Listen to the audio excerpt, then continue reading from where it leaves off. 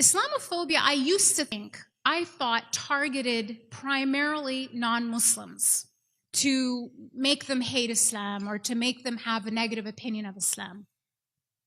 And of course, that's partially true.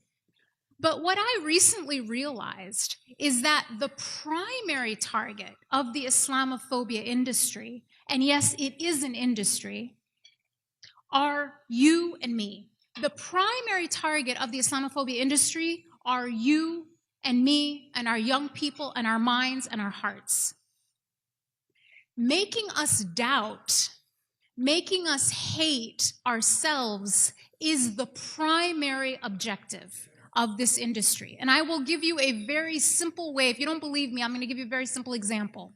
When the Islamophobia industry convinces Joe Blow on the street, any common person who doesn't know Muslim, that Muslims are bad, does that person get a book deal? Does that person get on primetime TV? Do they even care to elevate and amplify that person? Do they celebrate that person for being convinced that Islam is bad?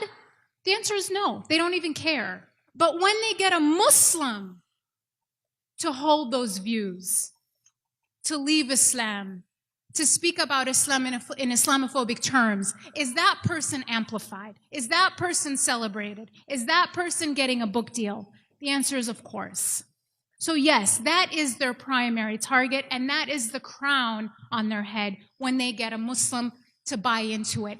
And oftentimes it's working.